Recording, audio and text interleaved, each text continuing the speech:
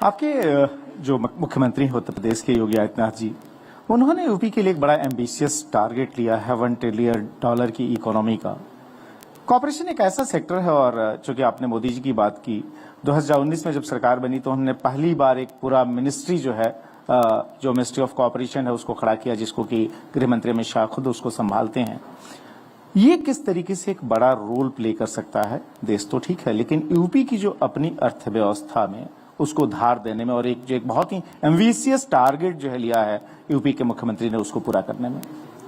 देखिए, माननीय मुख्यमंत्री जी ने जो टारगेट लिया है, मुझे लगता है एम्बिशियस टारगेट हो सकता है, लेकिन इस टारगेट को निश्चित रूप से हमारी सरकार अचीव करेगी, और अचीव ही नहीं करेगी, इससे आगे भी निकलने की संभावना है, बहुत आगे निकलने की संभावना है।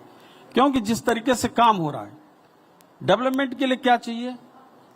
हमारी बेहतर से बेहतर रोड कनेक्टिविटी है, बहुत बेहतर उत्तर प्रदेश में रेल कनेक्टिविटी है, बहुत ही अच्छी एयर कनेक्टिविटी हो रही है। कितने एयरपोर्ट, 16 एयरपोर्ट्स हमारे चालू हो गए हैं, और 21 एयरपोर्ट्स नए की तरफ हम बढ़ रहे हैं। जेवर का एयरपोर्ट अभी चालू होने जा रहा है, माननीय प्रधानमंत्री जी उसका उद्घाटन करने जा रहे हैं इसी 1 महीने के भीतर।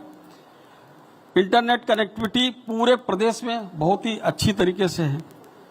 कुछ लोग कहते हैं कि अमेरिका धनवान है इसलिए उसकी सड़कें अच्छी हैं, तो ये कहना है कि वहां पर सड़कें अच्छी थी इसलिए अमेरिका धनवान हुआ।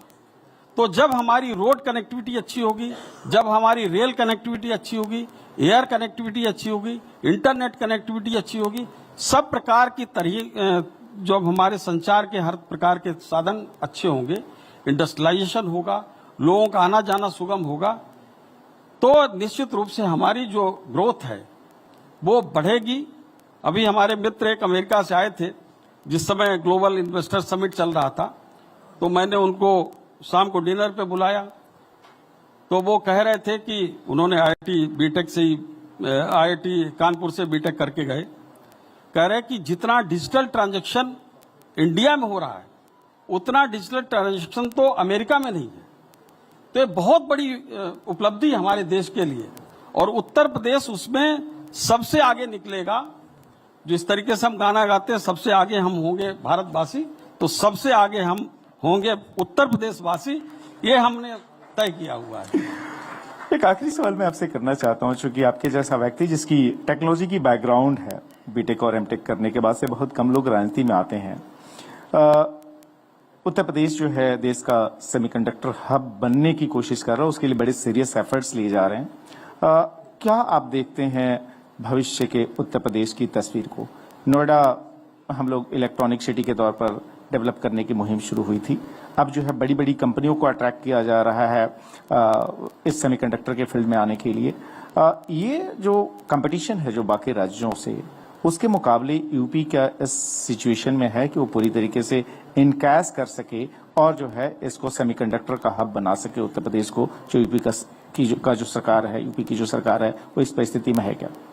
बहुत ही अच्छा प्रश्न आपने पूछा है, और मुझे लगता है कि इस सेमीकंडक्टर के बारे में बहुत से हमारे देशवासियों को, प्रदेशवासियों को इसकी जानकारी भी नहीं और ज़्यादा जुटाना भी नहीं चाहता। लेकिन एक समय था मोदी जी से पहले कि हम पूरे देश में एक चिप भी नहीं बनाते थे, सेमीकंडक्टर नाम की कोई यूनिट हमारे पास नहीं थी। आज उस तरफ बढ़ना कि हम अमेरिका, हम चाइना, तमाम विदेशों पे निर्भर थे इस सेमीकंडक्टर के लिए, आज उस तरफ बढ़ना एक बहुत बड़ी चुनौती है। और मुझे लगता है जिस तरीके से माननीय प्रधानमंत्री जी ने यहाँ पर सेमीकंडक्टर के लिए सोचा इस देश में, और माननीय मुख्यमंत्री योगी आदित्यनाथ जी ने भी जिस तरीके से सेमीकंडक्टर के एक हब उत्तर प्रदेश को बनाने की सोची है, ये बहुत ही दूरदर्शी कदम है, और बहुत सूझबूझ के साथ हम उसमें आगे बढ़ रहे हैं। आगे आने वाले समय में बहुत ड्रास्टिक परिवर्तन होगा।